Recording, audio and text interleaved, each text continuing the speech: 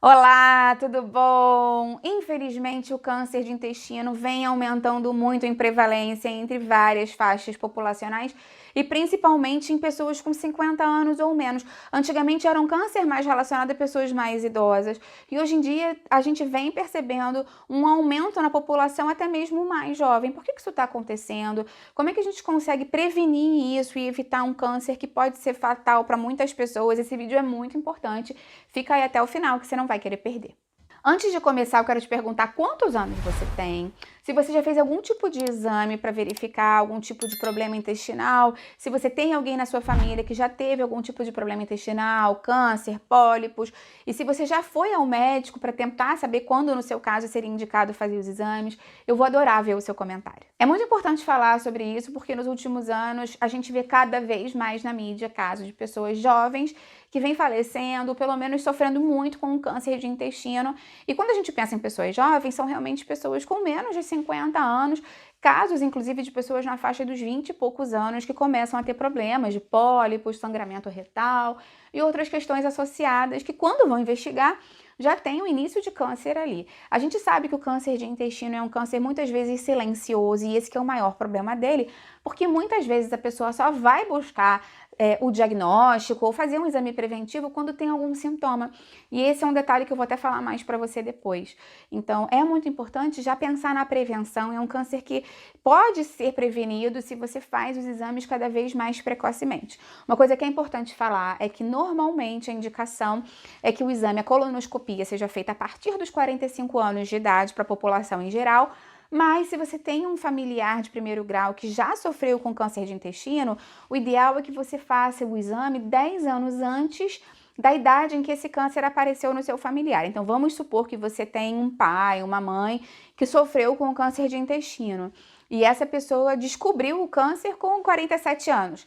Você tem que fazer com 37 anos o exame para verificar se tem algum problema, porque os especialistas estimam que qualquer tipo de lesão pré-maligna que você tenha, como algum tipo de pólipo específico, possa levar até 10 anos para se transformar em câncer. Então, quando você faz a colonoscopia de forma precoce, identifica que tem ali um pólipo, uma estrutura diferente, eles já retiram isso. A colonoscopia é um exame muito interessante porque, além de examinar e diagnosticar, ela já consegue tirar o pólipo. Então, retirando o pólipo, ele vai para biópsia, para análise, verifica se ele era realmente um câncer, uma lesão pré-maligna ou um pólipo realmente hipertrófico, sem problema nenhum. Existem também pólipos que são benignos, digamos assim, muitos até. Então, já consegue se verificar qual é o padrão de pólipo que você tem predisposição a ter, e aí, de acordo com isso, fazer o tratamento.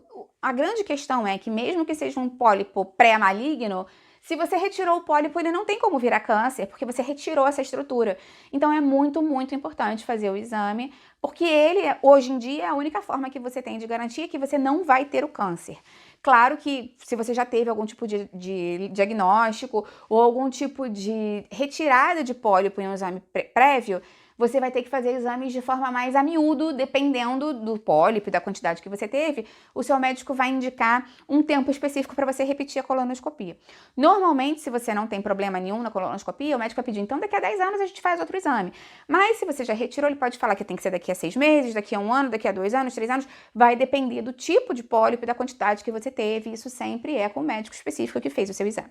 Cada vez mais pessoas jovens estão sendo acometidas por isso, né? Como eu falei para você, os sintomas começam com pessoas mais jovens. Então, se você tem um desses sintomas que eu vou falar aqui, é importantíssimo que você busque o médico e verifique se no seu caso já é interessante fazer a colonoscopia. Então, mudança no hábito intestinal.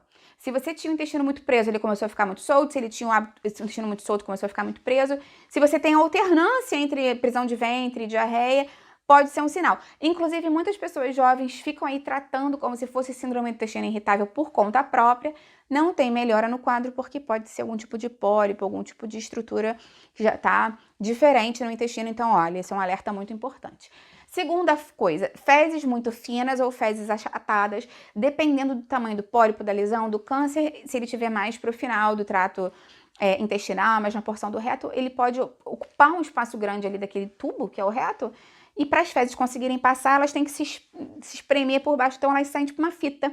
Esse é um ponto muito importante, a gente tem que olhar, assim, as nossas fezes, os nossos excrementos, porque eles falam muitas coisas pra gente de como o nosso corpo tá. Outra coisa importantíssima, presença de sangue nas fezes. Seja um sangue vivo, vermelho, ou um sangue escuro, aquele sangue marrom que já foi coagulado, é importante que você vá ao médico. Não assuma que é hemorroida. Não assume que foi porque eu tava com as fezes muito ressecadas e me machucou na hora de fazer, de realmente evacuar, né? De fazer as fezes, de eliminar as fezes.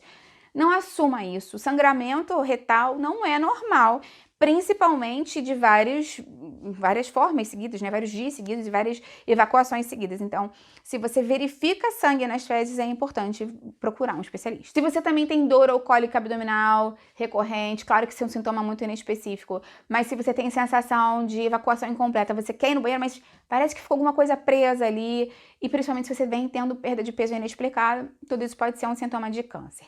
Aí as pessoas querem saber, né? Mas por que afinal de contas isso vem acontecendo com as pessoas mais jovens? Ainda não tem um consenso científico de por que isso vem acontecendo, mas existem vários tipos de especulações por parte da ciência. Primeiro é por conta do consumo excessivo de carne que as populações vêm tendo ao longo do tempo. Quando a gente para pensar nos nossos avós, a quantidade de carne que eles consumiam, carnes processadas, defumadas e até mesmo carne vermelha, era muito menor do que a gente consome, né? Antigamente a carne era quase como se fosse um artigo de luxo, então as pessoas botavam muitos vegetais no prato, muito feijão, muito macarrão, muita batata, muita coisa que dava sustância, né? Alimentava muito angu, muito fubá, muita polenta. E a carne era um pedacinho ali pequeno, parte do dia a dia, né, com os vegetais, mas não era hoje em dia, como as pessoas que às vezes consomem 200, 300 gramas de carne em uma refeição várias vezes por semana. Eu até tenho um vídeo aqui no canal falando quantas vezes é o ideal, que ciência indica mesmo que a gente consuma carne vermelha por semana, e eu vou deixar ele aqui embaixo na descrição. E lembra que a carne vermelha é uma carne mais difícil de digestão, leva mais tempo ali no intestino, mas pior do que a carne vermelha são as carnes processadas, que vem aumentando muito o consumo, né, com o passar dos anos.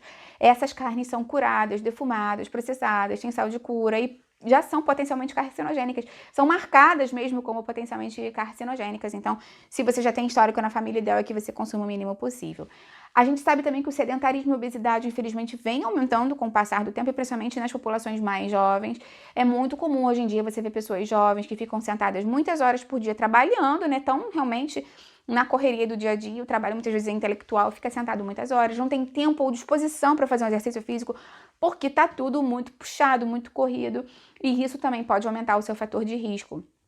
A gente sabe também que alterações no microbioma intestinal, ou seja, disbiose e até mesmo exposição recorrente e precoce a antibióticos pode levar a essa alteração no microbioma e que isso pode aumentar o risco de pólipos e câncer mesmo intestinal. Então, ter uma alimentação equilibrada é super importante. Nutrir bem o seu intestino é importante. Como é que a gente consegue nutrir bem o nosso intestino? Probióticos como o iogurte, o kefir, os fermentados. Eu tenho uma playlist deles aqui, se você quer fazer em casa de forma barata, eu vou deixar aqui embaixo para você. O intestino ama fibra, a fibra ajuda o intestino a funcionar bem. Então, consumir bastante fibra, chia, linhaça, psyllium, vegetais, legumes, verduras, frutas com casca, sempre vão te ajudar bastante na saúde intestinal. Bastante água também vai ajudar, porque a fibra precisa da água e o intestino ama a água, o intestino precisa ficar bem hidratado para funcionar muito bem. E claro, né, diminuir os agentes agressores, já te falei das carnes curadas, processadas, o álcool, o tabaco é péssimo para quem tem algum tipo de problema de câncer ou histórico familiar. Então, se você puder melhorar isso, com certeza facilita a sua saúde de uma maneira mais ampla. Lembra que eu tenho muitos vídeos aqui no canal falando mais sobre isso. E tem uma playlist inteira sobre digestão e intestino saudável, eu vou deixar aqui embaixo na descrição para você. Me conta aqui embaixo, então, se você já sabia que a sua alimentação, que o seu estilo de vida tinha um impacto tão grande nessa questão, e se você já, sabendo disso, faria alguma mudança, conseguiria fazer, o que seria mais difícil para você mudar na sua rotina? Eu vou adorar ver o seu comentário. Lembra de deixar a curtida no vídeo, porque isso me ajuda muito, e compartilha com quem vai gostar, com quem precisa. Vamos juntos ampliar essa corrente do bem, que é isso que eu quero aqui com o canal. Até a próxima, tchau, tchau!